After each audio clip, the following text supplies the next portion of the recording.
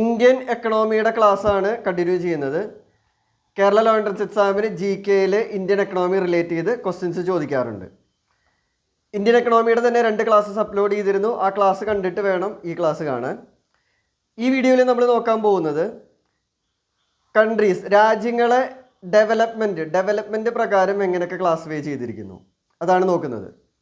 World bank രാജ്യങ്ങളെ developed nations, developing Nations, അതേപോലെ least developed countries, ഇങ്ങനെ 3 രീതിയിൽ ക്ലാസിഫൈ ചെയ്തിട്ടുണ്ട്. ഇനി നമുക്കതെന്താ നോക്കാം. ആദ്യം നമുക്ക് ഡെവലപ്ഡ് നേഷൻസ് നോക്കാം. ഡെവലപ്ഡ് നേഷൻസിന് വേറെ പറയുന്ന ഒരു പേരാണ് ഇൻഡസ്ട്രിയലൈസ്ഡ് എക്കണോമി എന്ന് പറയും. അവിടുത്തെ പ്രത്യേകത എന്ന് പറഞ്ഞാൽ അവിടുത്തെ ഇൻഡസ്ട്രീസും കാര്യങ്ങളൊക്കെ ടെക്നോളജിക്കൽ അഡ്വാൻസ്മെൻ്റ് ഒക്കെ നല്ല ടോപ്പ് ലെവലിൽ നിൽക്കും. അതേപോലെ തന്നെ പല രീതിയിൽ ഇൻഡസ്ട്രീസും സർവീസ് സെക്ടറും എല്ലാ സെക്ടേഴ്സും പല രീതിയിൽ നല്ല ഹൈലി ഡെവലപ്ഡ് ആയിരിക്കും. അതേപോലെ ഹൈ ലെവൽ ഓഫ് ഇൻകം ആയിരിക്കും, ഹൈ സ്റ്റാൻഡേർഡ് ഓഫ് ലിവിങ് ആയിരിക്കും, high levels of national income, per capita income, ഇതൊക്കെ വളരെ ഹൈ ആയിരിക്കും. നമുക്ക് ഉദാഹരണം പറയുകയാണെങ്കിൽ നമുക്കറിയാം, ഇപ്പോൾ USA, UK, Japan, Germany, France, ഈ രാജ്യങ്ങളൊക്കെ നമുക്ക് ഡെവലപ്ഡ് നേഷൻസ് എന്ന് പറയാം. ഇനി അടുത്തത് ഡെവലപ്പിംഗ് നേഷൻസ് ആണ്. ഡെവലപ്പിംഗ് നേഷൻ എന്ന് ഉദ്ദേശിക്കുന്നത് മോഡേൺ ഇൻഡസ്ട്രിയൽ സെക്ടർ ഉയർന്നു വന്നുകൊണ്ടിരിക്കുകയാണ്. ആ സമയത്ത് നമ്മുടെ അഗ്രികൾച്ചർ, ട്രഡീഷണലായ അഗ്രികൾച്ചറും അതേപോലെ അഗ്രികൾച്ചർ റൂറൽ സെക്ടർ ഇതൊക്കെ ഷ്രിങ്ക് ചെയ്തുകൊണ്ടിരിക്കുകയാണ്, കുറഞ്ഞുകൊണ്ടിരിക്കുകയാണ്. ഇൻഡസ്ട്രീസ് ഇങ്ങനെ ഉയർന്നു വരുന്നൊരു സമയം. അതാണ് ഡെവലപ്പിംഗ് നേഷൻസ്. അവിടെ ഒരു സോഷ്യോ എക്കണോമിക് ഇൻഡിക്കേറ്റേഴ്സ്, അതായത് ഈ നേരത്തെ പറഞ്ഞ പോലെ നാഷണൽ ഇൻകം, പെർ ക്യാപിറ്റ ഇൻകവും, അതേപോലെ ബാക്കി HDI ഹ്യൂമൻ ഡെവലപ്മെൻറ്റ് ഇൻഡെക്സും അതൊക്കെ എന്തായിരിക്കും, അതൊക്കെ ലോ ആയിരിക്കും, അത്ര ടോപ്പ് ലെവലിൽ എത്തിയിട്ടുണ്ടാവില്ല. അപ്പോൾ ഉദാഹരണം പറയുകയാണെങ്കിൽ നമ്മുടെ രാജ്യം ഇന്ത്യയും ചൈനയും സൗത്ത് ആഫ്രിക്ക, ബ്രസീൽ, ഇതൊക്കെ ഏതിലാണ് വരുന്നത്? ഡെവലപ്പിംഗ് നേഷൻസ് ആണ് വരുന്നത്. അപ്പോൾ എക്സാമ്പിൾ വെച്ചിട്ട് തന്നെ മനസ്സിലാക്കിയാൽ മതി, വളരെ എളുപ്പമാണ്. ഡെവലപ്ഡ് നേഷൻസ് പറഞ്ഞാൽ എല്ലാ കാര്യങ്ങളും ഹൈലി ഡെവലപ്ഡ് ആയ കാര്യങ്ങൾ, അമേരിക്ക, ബ്രിട്ടൻ, ഈ രാജ്യങ്ങളൊക്കെ ഡെവലപ്പിംഗ്. നമ്മളൊക്കെ ഇന്ത്യയൊക്കെ ഡെവലപ്പിംഗ് നേഷൻസ് ആണ്. നമ്മുടെ ഇൻഡസ്ട്രിയൽ സെക്ടറൊക്കെ ഉയർന്നുകൊണ്ടിരിക്കുന്നു, അഗ്രികൾച്ചറൊക്കെ കുറച്ച് കുറഞ്ഞുകൊണ്ടിരിക്കുന്നു. ആ ഒരു രീതിയിൽ വരുന്ന രാജ്യങ്ങൾ, അതാണ് നമ്മൾ ഡെവലപ്പിംഗ് നേഷൻസ്. ഇനി അടുത്തത് ലീസ്റ്റ് ഡെവലപ്ഡ് കൺട്രീസ് ആണ്. ലീസ്റ്റ് ഡെവലപ്ഡ് കൺട്രീസിന് എക്സാമ്പിൾ ആഫ്രിക്കയിലെ രാജ്യങ്ങളുണ്ട്. അങ്കോള, സൗത്ത് സുഡാൻ, അങ്ങനെ ആഫ്രിക്കയിലെ രാജ്യങ്ങളും ഡെവലപ്മെൻറ്റ് അത്ര എത്തിയിട്ടില്ലാത്ത രാജ്യങ്ങൾ. അതാണ് നമ്മൾ ആ പേരിൽ നിന്ന് തന്നെയുണ്ട് ലീസ്റ്റ് ഡെവലപ്ഡ് കൺട്രീസ്. അവിടെ ഹ്യൂമൻ ഡെവലപ്മെൻറ്റ് ഇൻഡെക്സും കാര്യങ്ങളൊക്കെ വളരെ ലോ ആയിരിക്കും. സോഷ്യോ എക്കണോമിക് ഡെവലപ്മെൻ്റ് ഒക്കെ വളരെ കുറവായിരിക്കും. അവിടെ ഇൻഡസ്ട്രിയൽ സെക്ടറൊക്കെ എന്തായിരിക്കും, വെരി സ്മോൾ ഇൻഡസ്ട്രിയൽ സെക്ടറൊക്കെ വളരെ ചെറുതായിരിക്കും ഇൻഡസ്ട്രിയൽ സെക്ടർ. അതേപോലെ മോഡേൺ ടെക്നോളജിയും കാര്യങ്ങളൊന്നും ഉണ്ടാവില്ല. ഇതാണ് ലീസ്റ്റ് ഡെവലപ്ഡ് കൺട്രീസ്. അപ്പോൾ ഈ ഡെവലപ്മെൻറ്റ് പ്രകാരം രാജ്യങ്ങൾ ഇങ്ങനെ ക്ലാസിഫൈ ചെയ്തിട്ടുണ്ടെന്ന് ഓർത്ത് വെച്ചാൽ മതി. അത് എളുപ്പമാണ്. Developed nations, developing nations, least developed countries, അങ്ങനെ ക്ലാസിഫൈ ചെയ്തിരിക്കുന്നത് വേൾഡ് ബാങ്ക് ആണ്. ആ കാര്യം നോട്ട് ചെയ്ത് വെക്കാം. ഡെവലപ്ഡ് നേഷൻസിലാണ് USA, UK, ജപ്പാൻ, ജർമ്മനി അങ്ങനെ രാജ്യങ്ങളും, അതേപോലെ ഡെവലപ്പിംഗ് കൺട്രീസിലാണ് നമ്മുടെ രാജ്യം ഇന്ത്യ, ചൈന, അതൊക്കെ വരുന്നത്. ലീസ്റ്റ് ഡെവലപ്ഡിലാണ് സുഡാൻ, അങ്കോള, അങ്ങനത്തെ രാജ്യങ്ങളൊക്കെ ലീസ്റ്റ് ഡെവലപ്ഡ് കൺട്രീസിലാണ് വരുന്നത്. ഇനി ഞാൻ കീഴിൽ കൊടുത്തിരിക്കുന്നത് അടുത്തൊരു classification on the basis of trade പ്രകാരം രാജ്യങ്ങളെ എക്കണോമീസിനെ ക്ലാസിഫൈ ചെയ്തിട്ടുണ്ട്. അത് 2 ടൈപ്പിലായിട്ടാണ് ക്ലാസിഫൈ ചെയ്തിരിക്കുന്നത്. Open economy, closed economy. അതിൽ നമുക്ക് ആദ്യം ഓപ്പൺ എക്കണോമി എന്താണെന്ന് നോക്കാം. ഓപ്പൺ എക്കണോമീനെയാണ് നമ്മൾ എന്ത് പറയുന്നത്, മാർക്കറ്റ് എക്കണോമി എന്ന് പറയുന്നത്. Which is generally free from trade barriers ഉണ്ടാവില്ല. ഇങ്ങോട്ട് ഒരു പ്രൊഡക്റ്റ് കൊണ്ടുവരണമെങ്കിൽ, പുറത്തുനിന്ന് ഒരു രാജ്യത്തു നിന്ന് ഇങ്ങോട്ട് ഒരു പ്രൊഡക്റ്റ് കൊണ്ടുവരണമെങ്കിൽ നിങ്ങൾ ഇത്ര ടാക്സ് അടയ്ക്കണം. അങ്ങനെ ട്രേഡ് ബാരിയേഴ്സ് വളരെ കുറവായിരിക്കും. ആർക്ക് വേണമെങ്കിലും ഇങ്ങോട്ട് വന്ന് ഇൻവെസ്റ്റ് ചെയ്യാം, അതിനൊന്നും യാതൊരു ബുദ്ധിമുട്ടും കാര്യങ്ങളൊന്നും ഉണ്ടാവില്ല. ഓപ്പൺ എക്കണോമി, ഓപ്പണാണ്, ഏത് രാജ്യങ്ങൾക്കും ആർക്കും ഇവിടെ വന്ന് ഇൻവെസ്റ്റ് ചെയ്യാൻ കാര്യങ്ങൾ. അതേപോലെ തന്നെ GDPയിൽ ഇമ്പോർട്ടും എക്സ്പോർട്ടിനും ഭയങ്കര ഇമ്പോർട്ടൻസ് ഉണ്ടാവും. ഇവിടുന്ന് അങ്ങോട്ട് എക്സ്പോർട്ട് ചെയ്യുന്നു, ഇങ്ങോട്ട് കാര്യങ്ങൾ ഇമ്പോർട്ട് ചെയ്യുന്നു, യാതൊരു ട്രേഡ് ബാരിയേഴ്സ് ഒന്നും ഉണ്ടാവില്ല. അപ്പോൾ അതിന് എക്സാമ്പിൾ ഞാൻ ഗൈഡിൽ കൊടുത്തിരിക്കുന്നത് ഇന്ത്യ ആഫ്റ്റർ 1991 എക്കണോമിക് റിഫോംസ്. കഴിഞ്ഞ ക്ലാസ്സിൽ പറഞ്ഞിരുന്നു 1991 വരെ ഭയങ്കര ഇങ്ങോട്ട് പുറത്തുനിന്ന് കമ്പനീസും കാര്യങ്ങളൊന്നും വന്നിരുന്നില്ല. കാർ കമ്പനികൾ തന്നെ എടുത്തു കഴിഞ്ഞാൽ നമുക്കറിയാം, മാരുതി, അങ്ങനെ കുറച്ച് കമ്പനി, മാരുതി, അംബാസഡറൊക്കെ ഉണ്ടായിരുന്നുള്ളൂ. ഇപ്പോൾ നോക്കി കഴിഞ്ഞാൽ 1991 ശേഷം ഇപ്പോൾ വേൾഡിലെ എല്ലാ കമ്പനിയും, BMW, ബെൻസ്, എല്ലാ കാർ കമ്പനികളും ഇവിടെയുണ്ട്. അപ്പോൾ 1991 ശേഷമാണ് ഇന്ത്യൻ എക്കണോമി കുറച്ച് ഓപ്പൺ ആയത്. അതേപോലെ ചില്ലി, അർജൻറ്റീന, ഇതൊക്കെ എക്സാമ്പിളായിട്ട് എന്തിനു പറഞ്ഞിട്ടുണ്ട്, ഓപ്പൺ എക്കണോമിക്ക് എക്സാമ്പിളായിട്ട് ഞാൻ കൊടുത്തിട്ടുണ്ട്. ഇനി അടുത്തത് ക്ലോസ്ഡ് എക്കണോമിയാണ്. ക്ലോസ്ഡ് എക്കണോമി ആ വാക്കിൽ നിന്ന് തന്നെയുണ്ട്. കാരണം അതായത് no activities conducted with other countries. മറ്റ് രാജ്യങ്ങളായിട്ട് ഒരു ആക്ടിവിറ്റീസ് ഉണ്ടാവില്ല, ഒരു എക്സ്പോർട്ട് ഉണ്ടാവില്ല, ഒരു ഇമ്പോർട്ട് ഉണ്ടാവില്ല. നമ്മളൊരു രാജ്യം, ആ രാജ്യത്തിലുള്ള പ്രൊഡക്ട്സ് നമ്മൾ തന്നെ ഉണ്ടാക്കുന്നു, നമ്മൾ തന്നെ അങ്ങോട്ട് വിൽക്കുന്നു. മറ്റ് രാജ്യങ്ങളുടെ ടെക്നോളജി ഉപയോഗിക്കുന്നുമില്ല, മറ്റ് രാജ്യങ്ങളെ നമ്മൾ എക്സ്പോർട്ട് ചെയ്യുന്നുമില്ല, ഒരു കാര്യങ്ങളുമില്ല. അതാണ് ക്ലോസ്ഡ് എക്കണോമി, സെൽഫ് സഫിഷ്യൻറ്റ്. നമ്മൾ തന്നെ നമ്മുടെ കാര്യങ്ങളെല്ലാം ചെയ്തു തീർക്കുന്നു, ഉള്ളിൽ ഒതുങ്ങിയ ഒരു ഇത്. അതാണ് ക്ലോസ്ഡ് എക്കണോമി എന്ന് ഉദ്ദേശിക്കുന്നത്. അപ്പോൾ ഒരു എക്കണോമീനെ ഡെവലപ്മെൻറ്റ് പ്രകാരം നമ്മളെങ്ങനെ ക്ലാസിഫൈ ചെയ്തു? ഡെവലപ്ഡ് നേഷൻ, ഡെവലപ്പിംഗ് നേഷൻസ്, അതേപോലെ ലീസ്റ്റ് ഡെവലപ്ഡ് കൺട്രീസ് എന്ന് പറഞ്ഞ് ക്ലാസിഫൈ ചെയ്തു. അതുപോലെ ട്രേഡ് റിലേറ്റ് ചെയ്ത് നമ്മൾ ഓപ്പൺ എക്കണോമി, ക്ലോസ്ഡ് എക്കണോമി, അങ്ങനെ നമ്മൾ ക്ലാസിഫൈ ചെയ്തു. ഇനി ഞാൻ ഗൈഡിൽ കൊടുത്തിരിക്കുന്നത് ഇന്ത്യൻ എക്കണോമി എന്ന് പറഞ്ഞാൽ അതിൽ കുറച്ച് ഇന്ത്യൻ എക്കണോമിയുടെ കുറച്ച് പ്രത്യേകതകൾ എന്ന് പറഞ്ഞ് കൊടുത്തിട്ടുണ്ട്. അതായത് 2021 അത് പ്രകാരം എക്കണോമിക് ഇൻഡിക്കേറ്റേഴ്സ് പ്രകാരം India is the 5th largest economy. 5th largest എക്കണോമിയാണ്, വേൾഡിൽ 5th ലാർജസ്റ്റ് എക്കണോമി. ഇനി അതല്ലാതെ on the basis of purchasing power parity, PPP, purchasing power parity പ്രകാരം India is the 3rd largest എക്കണോമിയാണ്, 3ാമത്തെ ലാർജസ്റ്റ് എക്കണോമിയാണ് ആഫ്റ്റർ USA ആൻഡ് ചൈന.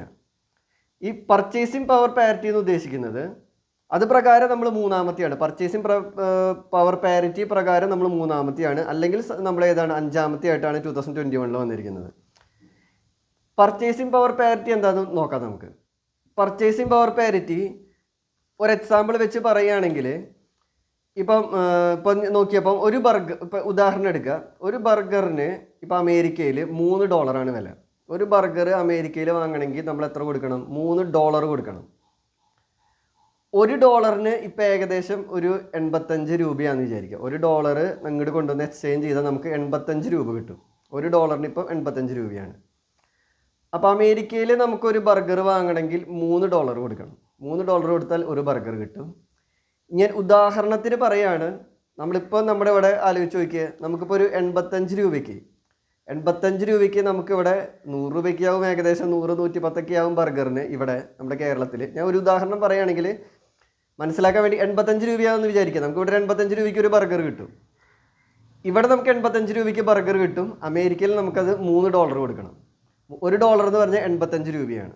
$1 85 രൂപ. അതായത് അവിടെ $3 ഒരാളുടെ കയ്യിലുണ്ടെങ്കിൽ അമേരിക്കയിൽ പോയ അയാൾക്ക് ഒരു ബർഗർ വാങ്ങാം. ഇന്ത്യയിൽ വന്നാൽ ആ $3 കൺവേർട്ട് ചെയ്ത് ഒരു രൂപയാക്കി കഴിഞ്ഞ് കഴിഞ്ഞാൽ എത്ര നമുക്ക് വാങ്ങാം? 3 ബർഗർ വാങ്ങാം. അപ്പോൾ ആ ഒരു രീതിയിൽ ക്ലാസിഫൈ ചെയ്യുക. അതാണ് purchasing power parity, purchasing in power. ആ രീതിയിൽ നോക്കുമ്പോൾ നമ്മൾ എത്രാമത്തെയാണ്? 3rd largest എക്കണോമിയാണ്. USA ചൈനയൊക്കെ കഴിഞ്ഞ 3rd ലാർജസ്റ്റ് എക്കണോമിയാണ്. അത് പർച്ചേസിംഗ് പവർ പാരിറ്റിയിൽ 3rd ആണ്. അതല്ലാതെ നോക്കുകയാണെങ്കിൽ നമ്മൾ എത്രാമത്തെയാണ്? 5th largest എക്കണോമിയാണ്. ഇനി അതുപോലെ ഞാൻ ഗൈഡിൽ വേറൊരു പോയിന്റ് കൊടുത്തിട്ടുണ്ട്. United Nations conference on trade and development, ആ ഒരു റിപ്പോർട്ട് പ്രകാരം India is the 5th largest hub four foreign investment. 5th largest hub. അതൊക്കെ ജസ്റ്റ് നോട്ട് ചെയ്ത് വെച്ചാൽ മതി. പിന്നെ അടുത്ത് കൊടുത്തിരിക്കുന്ന ഗൈഡിൽ ഫീച്ചേഴ്സ് ഓഫ് ഇന്ത്യൻ എക്കണോമി എന്ന് പറഞ്ഞു കൊടുത്തിട്ടുണ്ട്.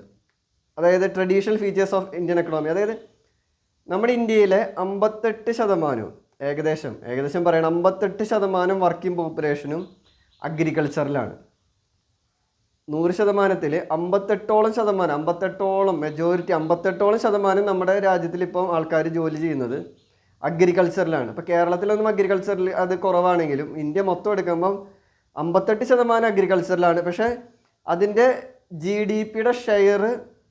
മൊത്തം ജി ഡി പിയുടെ ഷെയർ 18% ഉള്ളൂ. അപ്പോൾ കുറേ ആൾക്കാർ അഗ്രികൾച്ചറിൽ നിൽക്കുന്നു, പക്ഷേ അതിൽ നിന്ന് ജി ഡി പിയുടെ കോൺട്രിബ്യൂഷൻ 18% ഉള്ളൂ. 2011 സെൻസസ് പ്രകാരം 2011 സെൻസസ് പ്രകാരം 67% ആൾക്കാരും റൂറൽ ഏരിയയിലാണ് താമസിക്കുന്നത്. റൂറൽ ഏരിയ, ഗ്രാമങ്ങളിലാണ്. നമ്മൾ കേരളത്തിൽ നിന്നിട്ട് ഗ്രാമങ്ങൾ എന്ന് പറയുമ്പോൾ കുഴപ്പമില്ല. നമ്മുടെ കേരളത്തിലെ ഗ്രാമങ്ങൾ ഹൈലി അഡ്വാൻസ്ഡ് ആണ്, എല്ലാ കാര്യങ്ങളും എഡ്യൂക്കേഷനും ഒക്കെ ഉണ്ട്. പക്ഷേ നോർത്തിലേക്ക് മറ്റേ സ്ഥലങ്ങളിലൊക്കെ പോയാൽ കറണ്ടും കാര്യങ്ങളൊന്നും ഇല്ലാത്ത സ്ഥലങ്ങളൊക്കെ ഉണ്ടാവും. അപ്പോൾ 67% ആൾക്കാരും റൂറൽ ഏരിയാസിലാണ്. അതുപോലെ തന്നെ നമ്മുടെ രാജ്യത്ത് വർക്ക് ഫോഴ്സ് കുറേ ഉണ്ട്, പക്ഷേ ഓപ്പർച്യൂണിറ്റീസ് കുറവാണ്. പക്ഷെ അതൊക്കെ മാറി മാറി വരികയാണ്.